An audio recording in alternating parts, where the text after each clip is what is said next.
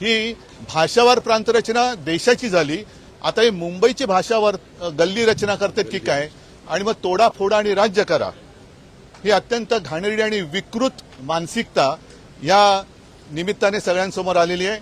काल ज्याप्रमाणे मला वाटतं विधान परिषदेत मुख्यमंत्री बोलले की कोरटकर काय करताय, कोरटकर हा चिल्लर माणूस आहे, तसं मुख्यमंत्र्यांनी जाहीर करायचं भैयाजी काय करतायत, भैयाजी जोशी हा चिल्लर माणूस आहे। मग एक तर त्यांनी तो चिल्लर म्हणून जाहीर करावा, नाहीतर या चिल्लरचा काय 12 रुपया असतो त्याच्यावरती राजद्रोहाचा गुन्हा दाखल झाला पाहिजे। कारण महाराष्ट्रामध्ये मराठी भाषा सक्तीची करण्याचा कायदा हे महाविकास आघाडीचं सरकार असताना आणि मी मुख्यमंत्री असताना केलेला आहे। या कायद्याच्या विरोधात इकडे मराठी भाषा आली नाही तरी चालेल असं बोलण्याचं धाडस करणाऱ्यावरती एकावरती कायद्याचा जर का बडगा उगारला तर यापुढे असं कोणाची बोलण्याची हिंमत होणार नाही। आणि नाहीतर मग त्यांनी सांगावं की संघाचा आणि भाजपचा छुपा एजेंडा आहे। एक तर कारवाई करावी, नाहीतर हे जे काही पाप आहे हे त्यांनी मान्य करावं।